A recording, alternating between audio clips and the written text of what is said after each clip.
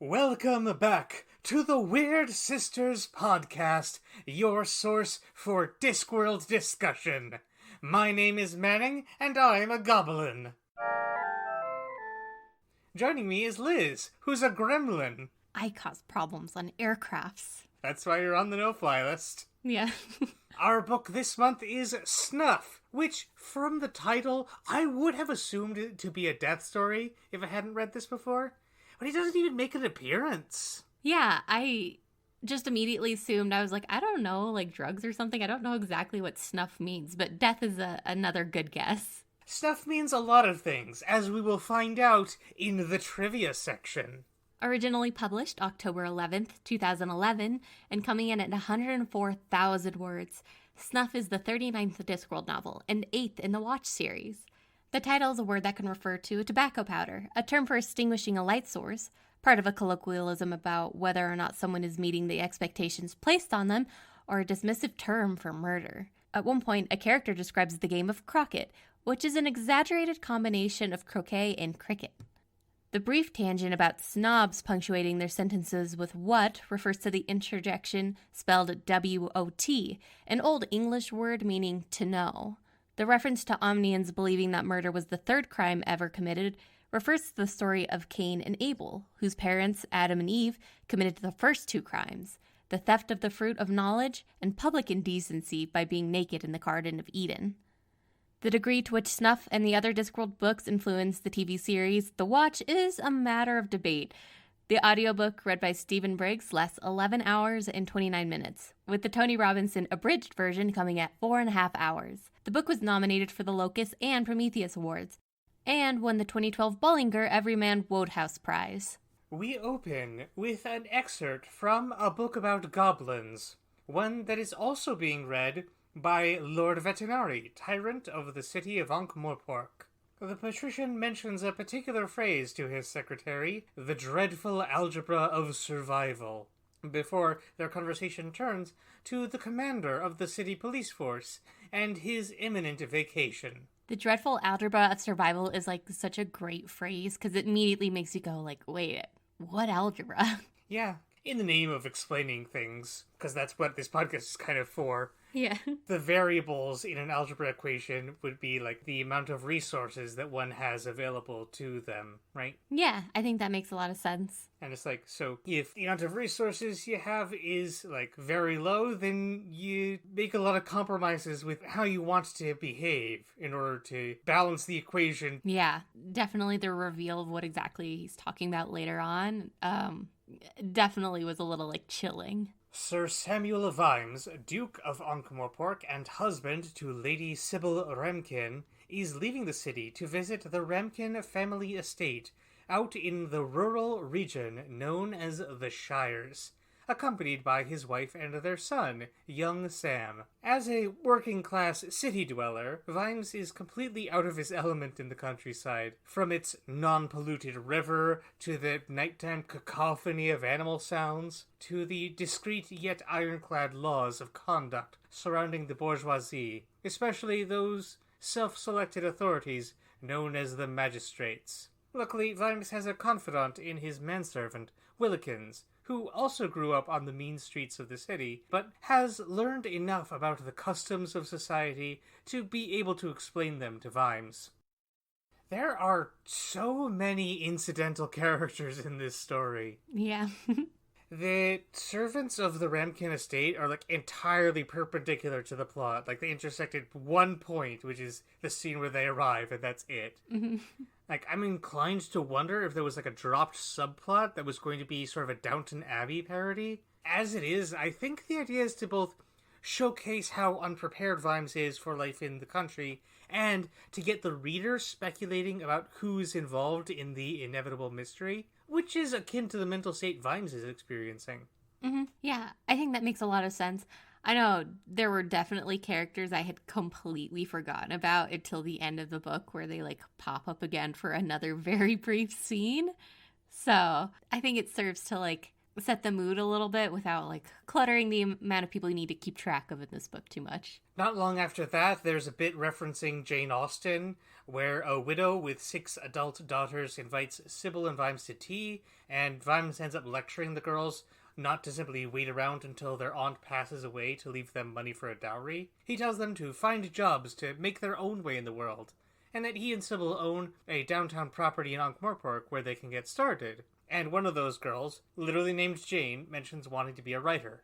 Not being much of one for Regency literature, I can't really speak to how this scene plays to fans of the genre, whether it's cathartic or cringeworthy. It was a relief to me personally when, after they leave, Sybil reveals that Vimes giving the girls a swift kick in the upper-class patriarchy was exactly what she and their mother had hoped would happen. Yeah, I mean, I quite like Jane Austen. I've read a handful of her books and have reread Pride and Prejudice multiple times. But this did feel like a little cringeworthy to me the entire time, and I was just like, ugh, like, I know, like, by our modern day sensibilities, this seems really out of touch, but, like, it's a different time and place, and there are a whole mess of other factors that needed to be considered. And so, like, that little scene with Sybil afterwards is a bit of a relief, because it's like, okay, then, like, this isn't Vimes just, like, speaking way out of turn because he just, like, doesn't get it. Yeah. Soon enough, Vimes crosses paths with recurring antagonist Lord Rust, who warns the commander not to stick his nose where it doesn't belong. This, of course, confirms for Vimes that there is something out here worth investigating, and he immediately resolves to get involved. The Shires may be outside of his jurisdiction, but he can't ignore injustice. Lord Rust is, like, so deeply, like, he so directly leads Vimes to the plot here that part of me feels like he can't be this oblivious, right? Like, this is not some sort of, like, clever reverse psychology or something. I don't think Lord Rust has ever reversed anything. Yeah, unfortunately, I think that's fair. But it's like, come on, man. No subtlety. Yes. The commander also pays a couple of visits to a local pub, the Goblin's Head, named for one of its decorations, the shrunken head of a literal goblin, who are considered vermin by law and customs throughout the world. The commander has a tussle with the village blacksmith and probes him for information. He tells Vimes to meet him at the place known as Dead Man's Copse at midnight. Those who have read the book and are listening will know that I'm kind of speeding through a lot of the Act 1 stuff, because, like, a lot of it is, I don't want to say padded, but it's, it takes a leisurely pace through the first half, I'd say.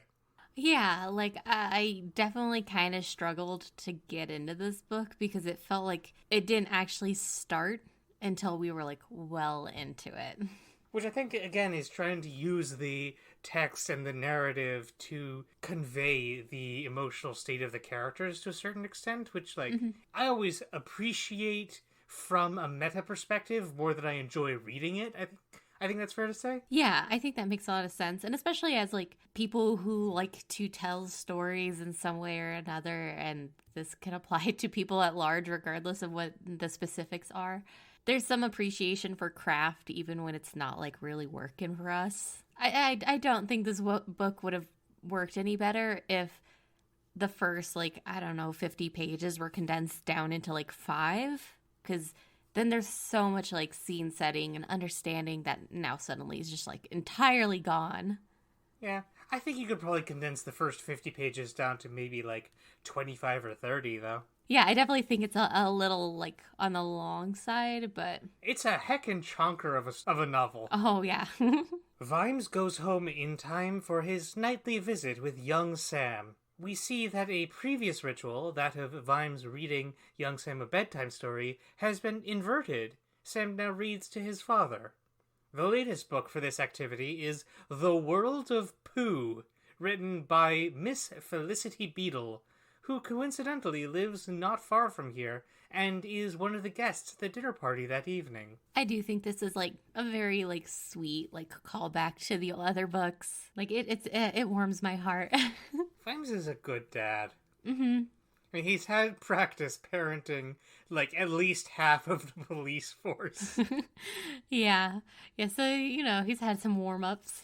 At midnight, Vimes and Willikins make their way up to Dead Man's Copse. The blacksmith isn't there, but they find a pool of blood and the severed claw of a goblin. The next morning, Vimes is visited by Chief Constable Feeney Upshot, sole lawman of the Shires, who timidly tries to arrest the commander regarding the disappearance of the blacksmith. Vimes, disgusted with how the constable says he answers to the magistrates rather than the law, refuses to comply with this request and instead takes over the investigation. We mentioned Lord Rust a little bit ago, and the narration describes how that guy tends to ignore facts that don't suit him and bullies his way to the forefront of things. It occurs to me here that you could draw some interesting parallels between that and how Vimes acts here. My guess is that those were unintentional, since they're not explicitly referenced in the text, which Terry Pratchett was not shy about doing. Yeah, I do think this book kind of wanders in some territory where, like, Vimes is at his, like, viminess, with just being very gung-ho about trying to do what he thinks is right. And it sometimes feels like maybe it's stepping on some toes a little bit. It's like, I have a hard time saying that he's, like, wrong in the end, because I very much don't think he is, but it definitely has moments where I'm just like, this feels like maybe the wrong way to handle this situation. Yeah, I mean, like, he's not wrong kind of because the narrative structure of the world is set up that he will be correct. Yeah. The whole Watsonian versus Doyleist explanations, like, the Doyleist explanation is kind of that things tend to work out for a lot of Discworld protagonists because that's the tone of the story and how Terry Pratchett likes things to happen. Mm-hmm. Yeah, I mean, it makes a lot of sense, and it's like, it's not real life, so I'm not gonna get, like, too in the weeds about whether or not it's right or wrong, because at the end of the day, it's just a fictional story published, like, 10 plus years ago.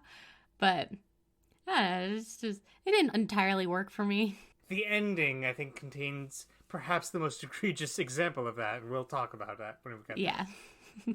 Soon enough, Vimes and Feeney are accosted by a goblin named Stinky, who yells at them for justice. Feeney is dismissive and hostile, but Vimes decides to hear the creature out, and the two policemen follow it into a nearby cave. What did you think of Constable Feeney? I like him, like, in general. I don't think he's necessarily a character that has a lot of, like, he's not a very deep character, but I do think he grows over the course of the book, and he grows into somebody who's, like, very confident and assured and is very likable. So, I like him overall.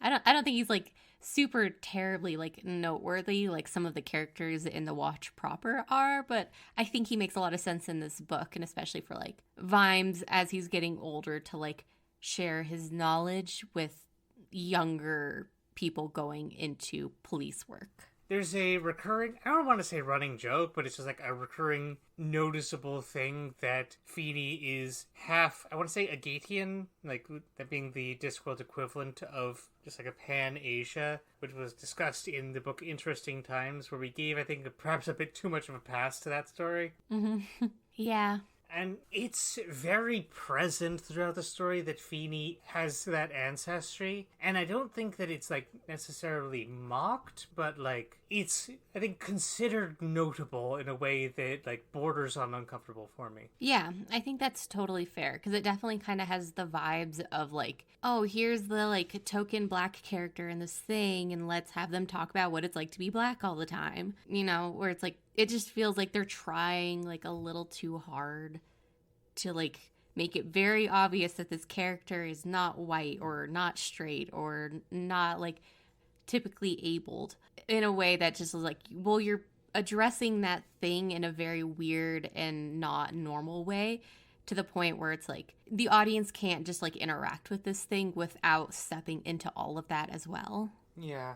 Mm-hmm. So this is where we get reintroduced to a sort of character from the previous Watch book, The Summoning Dark. In that story, it was a monstrous, primordial presence that snuck into Vimes' psyche and pushed him towards enacting brutal vengeance on the perpetrators of a conspiracy. Here, it seems to have become much more tame and well-spoken, and grants Vimes the power to see in the dark and understand goblin speech, although Vimes still worries that it will take over and make him into a more vicious person. I kind of like this. I think it makes a lot of sense as, like, a sequel shift for the, like, villainous entity from the first book. It feels like it just recontextualizes it, where it's like, this thing is not exactly just a bad thing. It's just kind of a force in the world, and it has things it can do that are beneficial, and it has things it can do that can be extremely negative.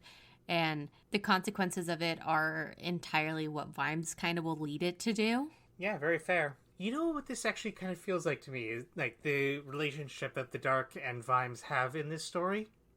What's that? It feels like the middle point between the Summoning Dark's introduction and just like mostly defeat in the previous story, and a follow-up where like the Summoning Dark would take over and like turn Vimes into a killer. Yeah, because I mean, I think this is like, okay, Vimes gets a little comfortable using it, you know, because it's like, well, he allows him to see in the dark and he could speak with the goblins and, you know, and then maybe one thing leads to another and suddenly it's overwhelming. Just like, one thing leads to another, and just like, perhaps less said, sooner mended. Yeah. Plot things happen. Let's put it that way. In the heart of the goblin caves, Vimes is shown the corpse of a goblin lady, whom he realizes was the source of the blood and the claw that he found on Dead Man's cups. He pledges to bring the murderers to justice, which earns him some trust with the goblins and with Miss Beetle, who was in the caves, and explains to Vimes that her mother was raised by goblins and taught her to understand and love them as sentient beings. Yeah, I think something that this book does really well is it shows a lot of compassion for the goblins. And it's like, even the Tex and Vimes both will be like, they're a little gross. Like, they collect their own snot. Like, that's not exactly, like, super cool with us. But it doesn't necessarily, like, try to belittle them for that. It understands that they've gone through a lot of bad things and are deserving of respect, at least, and without having to, like, air quotes, earn it in some sort of way. Yeah, we'll come back to that. Yeah.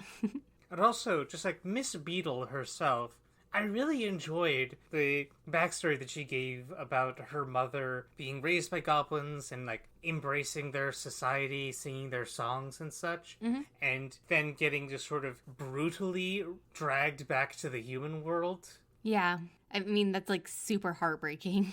A lot of the elements of the goblin culture evoke the First Nations peoples of North America.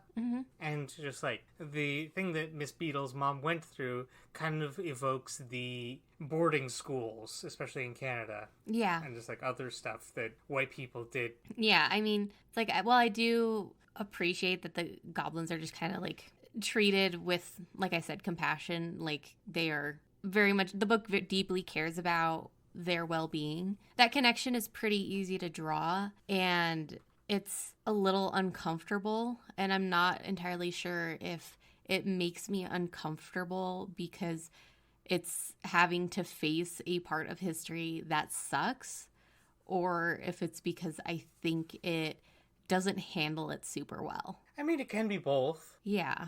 Also, one other thing is that people tend to draw a certain amount of comparison between Miss Beetle and J.K. Rowling. All I will say on that is that, like, Goblet of Fire was published the year 2000. This book came out 2011. J.K. Rowling's stance on magical creatures being treated as slaves and such is, I think, pretty definitively answered. Yeah. I got just, like, big Miss Frizzle energy from her, so I like that one better. Back in Ankh-Morpork, Sergeant Fred Colin and Corporal Nobby Nobbs visit a tobacconist, where the sergeant accepts a totally not a bribe as part of overlooking the obvious signs of smuggling. Inside of a cigar, he finds a strange, beautifully made stone pot, which he is unable to put down despite the vivid, debilitating hallucinations it seems to be giving him. When the setup for this book happens and it's made clear that they're going to the countryside and they're getting away from Ankh-Morpork, I was like, weird, it's going to be a watch book without, the usual cast of characters. And then this scene happens and I was like, never mind. Although, some of the other watch books have been very light on this supporting cast, let's be real.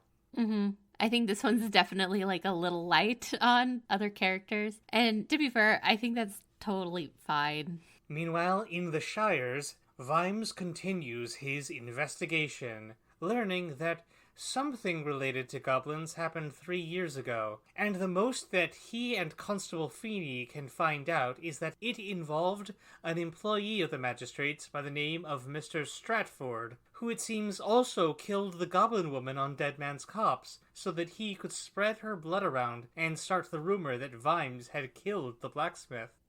We've mentioned in previous episodes how the Discworld books have a few recurring character archetypes, and Stratford is definitely cut from the same cloth as several other villains we've seen. The Patrick Bateman types who kill because they don't truly believe that those around them count as real people. Yeah, he feels very, consistent with a theme, which makes me appreciate the fact that he's just not in this book a whole lot. Yeah. None of the villains are really very present in this story. No. Yeah, we get one scene with them in the background, and then there's just sort of a mentioned but not tangible presence. Yeah, it's like Vimes is just kind of picking up the pieces of everything that they've done so far, rather than they don't have the big climactic battle at the end. It's not like a normal story where it's the bad guy fights the good guy, and then all the battles in between are them facing off against each other. Meanwhile, it's more of Vimes is just picking up after them. Vimes also discovers that one of the goblins, Tears of the Mushroom, can play the harp so beautifully that Vimes runs to get Sybil and young Sam to listen to it as well. While their son gives Tears of the Mushroom the biggest hug he can, Sybil takes Vimes aside and gives him carte blanche to find those responsible for the mistreatment of the goblins and ensure that they are punished to the full extent of the law. I want to come back to the harp music stuff later, but for right now, it's nice to see Sybil fully on board with Vimes in the pursuit of justice, rather than kind of tolerating it. Yeah, that is nice, especially because in this book, since they're supposed to be on vacation, it does kind of feel like Vimes is sneaking around to do this the entire time, and it's come on, man, can you not just disconnect for a couple minutes to spend time with your family? It's I get you have important stuff to do, but... Yeah, it's I like to think that if I was in a position to do something about the systemic injustice of wherever I was vacationing, I would probably put aside the relaxation for a reasonable length of time. Yeah, it's like I said earlier, I have a hard time saying that Vimes is wrong, but I don't know, maybe reschedule this with your family. Cutting back to Ankh-Morpork, the Watch soon learned that the object Sergeant Cullen found is an ungu pot. I hope I'm pronouncing that right. Yeah, who knows? I mean, the audiobook probably does. Oh, yeah. So these pots are of paramount significance to the goblins. They make them to store things that are important to them, including certain bodily secretions. In this case, the pot contains the soul of a newborn child. One of the officers, Wee Mad Arthur, is sent to the continent of Hawondaland to investigate the plantations where the tobacco for the cigar was grown. During this investigation, Captain Angua von Uberwald, a werewolf, interviews a goblin who goes by the name Billy Slick, and Billy demonstrates noticeable contempt for ungu pots and other goblin traditions. This leads Angua to reflect on how human society will only accept other races if they adopt human mannerisms. Yeah. I wouldn't know anything about that. Sips tea. Yeah. In the Shires, Vimes receives a visit from a lawyer acting on behalf of the magistrates. He has come with a warrant for Vimes' arrest, and once again the commander refuses to play by the magistrates' rules, instead going to find Feeney, who has just learned that the rest of the goblins have been rounded up and put on a boat to be shipped off to who knows where. The two policemen set off to chase the ferry, deputizing Stinky along the way.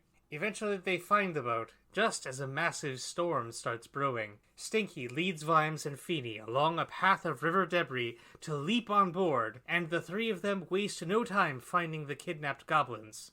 Vimes also locates Mr. Stratford, who has been forcing the captain to continue sailing despite the dangerous weather, and the two of them have a brawl before Vimes knocks the henchman off of the boat. But there's no time to rest, as the storm has gotten too bad for them to dock, and so Vimes uses the night vision of the summoning dark to help the captain navigate along the churning current to reach the port city of Quirm. This entire, little scene just, slaps so hard. Yeah. It's like an extended sequence, right? Yeah, it's, surprisingly long, but it's just, so fast the entire time. You say that this book is, a 5-act structure. I think this might be Act 3 or 4. Mm-hmm. After Vimes takes a moment to rest, he is surprised to get a visit from wee Mad Arthur, back from the Hawondaland tobacco plantation, where he discovered that goblins were being used as slave labor. The Quirmian police also discover that the goblin smugglers have also been keeping the blacksmith of the Shires as a prisoner, plus smuggling a considerable amount of contraband such as drugs, all under orders from the magistrates. Vimes soon realizes how useful this is to his cause. The goblins are not protected by law, but smuggling and unlawful imprisonment are crimes he can use to undermine and arrest them. He also comes up with a bit of a plan and sets back out to the Shires to enlist his wife's assistance. When Vimes arrives, he finds several members of the city watch waiting for him. Corporal Nobbs fills the commander in on how a goblin girl took the ungu pot from Sergeant Colin, and Vimes notices that Nobby and the girl seem to be hitting it off rather well. Yeah, when Fred Colin gets the little pot, I was kind of worried with how much of the plot that would take up, because it just felt so disconnected from what Vimes was doing in the moment, that I appreciate that he gets a couple scenes for that, enough to connect the watch to being in the Shires, and then it's just resolved. They don't have to worry about finding the goblin girl or anything. They just immediately find her and it's good. Soon enough, Vimes, Sybil, and young Sam take another boat back to Quirm to enact Vimes's plan. As they spend the night on the river, Mr. Stratford sneaks into young Sam's bedroom, where the commander ambushes the killer and has him thrown into the brig to be transported back to Ankh-Morpork for trial. In Quirm, while her husband takes their son sightseeing, Sybil organizes a concert where some of the most influential people in the world get to hear Tears of the Mushroom play the harp. The beauty of the music forces everyone to recognize that goblins are not mere vermin, and soon enough they discuss granting them rights and recognition as sentient beings. What did you think of this? I don't necessarily really know what to do with it a whole lot. I like it as a detail that, Tears of the Mushroom is just incredibly good at playing the harp, to the point that it's kind of astounding. But it feels a little cheap to just have so much of the justice for the goblins come just because of that, and not because they're sentient beings that are capable of love and pain and a lot of things, and so they have the right to be treated well. This is a well-written, lovely scene, but it betrays a very privileged fantasy about social reform. Mm-hmm. For one, no culture should have to prove that they can contribute something meaningful to the world for them to be recognized as worthy of basic respect, like you said. Yeah. It's good that Vimes is quickly on board for recognizing the treatment of goblins as murder and slavery, but it's unfortunate how the narrative implicitly excuses everyone who has indirectly contributed to their oppression by showing how they were not aware of the beautiful things that goblins can make, and how quick they are to change their minds after the concert. To have a single song be the catalyst for an immediate cultural shift strikes me as borderline disrespectful to the hard work that real-world civil rights activists have done over decades and continue to do to this day, because no matter what art an oppressed group can create, no beauty matters more to the powerful than retaining and expanding their power. Mm-hmm. It's ultimately you do just have to accept the scene for what it is and move on, but I hope I've at least clarified for some of our listeners why this trope is frustrating for a lot of people, myself included. included. Yeah, and part of the like implication of things like this where like the people who've been mistreated prove that they are worth more than that just does not work is because it kind of sets the expectation up that your worth is inherently tied to what you can create for other people. Yeah, which has been a recurring criticism we've had of the Discworld series. Yeah, it's like the goblins deserve like rights and peace and to be treated better than they have been in the book because they are beings. Like, I'm of the mindset that if something can feel pain, it has the right not to. And if something can feel love, then it has the right to do that. And that is all it takes for that. So it's like, why are we trying to commodify them earning what they've always deserved? On the road between Quirm and Ankh-Morpork, Mr. Stratford escapes from the police, only to run into Willikins, who cuts him down. It's like, I don't know exactly what would have been like a just end for Stratford here. Because it's like, I don't know, I'm a pacifist and a sucker. And so I think, jail for life is a better option than just killing somebody. But like, it feels like there's a lot of like rigmarole just to get to this point. To the point where it kind of just feels a little like extra fluffy in a way that just doesn't really work for me. I definitely see where you're coming from there, but like I'm also like personally a prison abolitionist, so like yeah. I would have liked for him to be able to like get the mental health help that he clearly needs and like hopefully become like a better person over time. Yeah. Do some restorative justice work and such, but like at the same time it's made clear that Stratford is like just a flippant killer. Yeah, he's very like rotten. Like he's not like a complicated like villain or whatever where we ultimately want to see them redeemed. No, he did bad stuff and he should face consequences for that bad stuff, but I don't know, this book just feels like a little clunky in how it kind of gets to his conclusion for me. I don't know that we've seen a lot of Discworld villains whom I've wanted to see redeemed. Yeah, they're pretty like straightforwardly bad people. No mucking about with that. Shortly afterwards, Lord Vetinari and Vimes have another meeting. The commander is frustrated beyond belief that they cannot properly punish the magistrates for their crimes against the goblins, but Vetinari reminds him that they will still be publicly humiliated, their influence will be lost, and the damage will be corrected as much as possible, and because of his efforts, the goblins will be recognized as people in countries throughout the world, with all of the rights of any human, dwarf, troll, undead, or other. Yeah, it's like, that's something. Yeah. So, as the long arc of the universe turns towards justice, Vimes finishes his vacation and returns to find that the new best-selling novel, Pride and Extreme Prejudice, is dedicated to him. I'm entirely convinced that the sisters are in this book at all entirely to make this joke and for no other reason. Yeah, that tracks. Which is like, okay, I don't hate it, so it's fine. So that was Snuff. What did you think? Truth be told, like, this book just doesn't really land for me. Like, I can totally see where somebody would be coming from if they love it, but I think there are better watch books. This one just feels a little slow and a little, like, disjointed for me sometimes. So it doesn't work for me as good as some of the other Discworld books have, but I don't hate it. I go back and forth on it, right? Because, like, there's some elements that really frustrate me and some other ones that I think are really, like, praiseworthy. Mm-hmm. It's tricky. Yeah, I think that's fair because it's like, I would not say that this is a bad book. I just don't think it's the book for me. And so it's like the things that don't work just, like, really don't work for me. You know, they're not things I can just get past. But like I said, I can get where somebody's coming from if this is, like, maybe their favorite watch book. Yeah. So, just some broader discussion points. The lower class, like the working class people of the Shires, when Vimes first arrives, it's like made clear that he's just sort of mentally calculating how all of like the farming implements and things can fairly easily be turned into weapons. Mm-hmm. There's a scene at the very end of the story where they're just like, we didn't know what to do about the magistrates and like how we should have stopped them. And Vimes is just like, think about it and just like points out that they have weapons and numbers, and just like at no point do the words peasant revolt enter into the conversation, but like the narrative definitely waggles its eyebrows and looks at them meaningfully. Yeah, to some extent, like I can get where they're coming from, because it's like if you spend every day of your life using this thing in order to do your job, it's not going to seem like a weapon to you. You know, like I have a hammer where I live. That is not a weapon to me. It's a tool. But like, it seems like it's kind of suggesting that they've like never bothered to question, you know, the fact that they could do more than that. They don't have to just like live in this like kind of docility.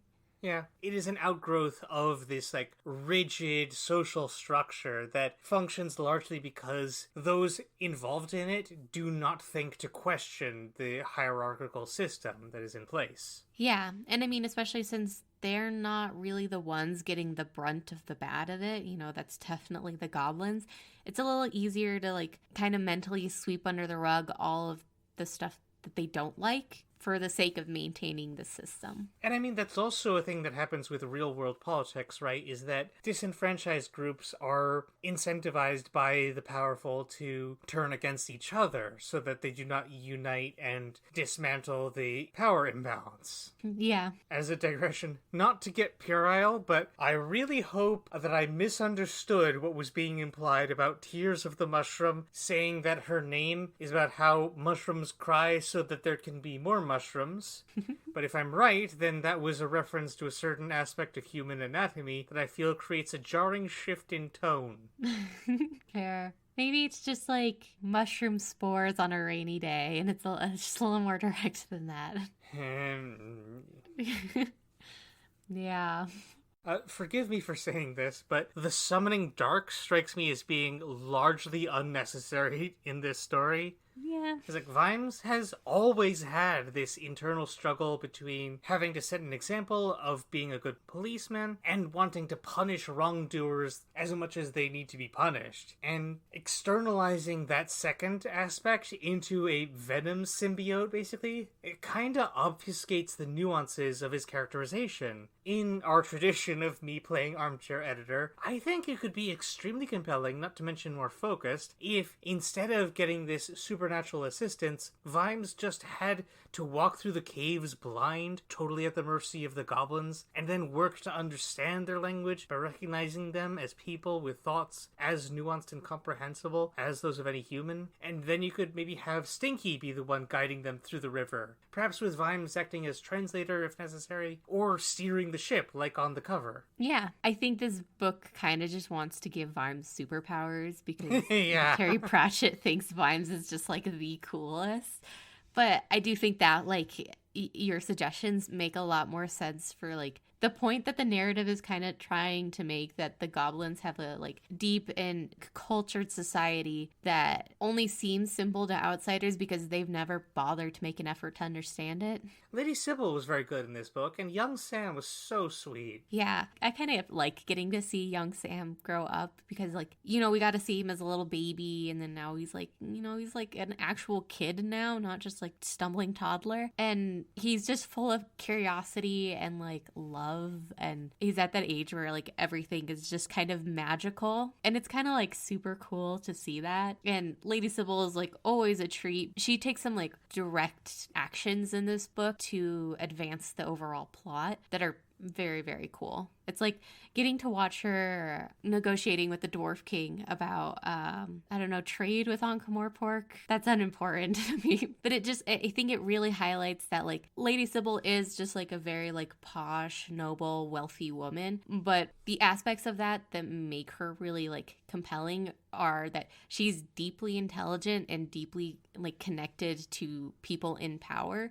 And she knows how to pull the strings in order to get what she wants out of that. Speaking of that, this book, more than most of them, really make note of how wealthy and everything Vimes and Sybil are. Mm-hmm. And I think it could have been very compelling if some amount of that wealth and power got meaningfully removed from them over the course of the story. Mm-hmm. Yeah. What if, hear me out on this, Vimes was so frustrated and so angry at the magistrates getting away with a slap on the wrist that he decided to quit. Mm-hmm. That could be a very interesting place to take, like, the series. Yeah.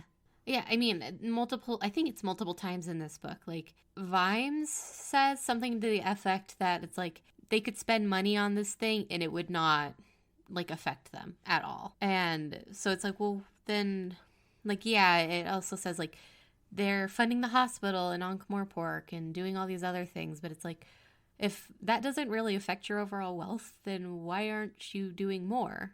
You know, you can see injustices in the world, so why aren't you trying to give money to the people who are trying to fix that? Yeah. How amazing would it have been if in the course of, like, trying to get rights for the goblins and everything, the two of them had basically just given away all of the money that they had and just, like, left themselves as sort of, like, working class, but, like, as a family. Yeah. Mm-hmm. It would have been a very powerful moment in the story. It was like showing possibility of the good rich person being the one who gives away everything in the service of aiding the oppressed instead of hoarding wealth. Yeah, I do think, like, something that the Discworld books do in general, and especially in reference to, like, Lady Sybil's wealth, is that it doesn't seem very critical of necessarily how they got their wealth or what they do with it. It's just like, well, they have money. That's it. Yeah, and, like, a character does mention that they have so much money because they exploit the working class, and that doesn't go anywhere. Yeah,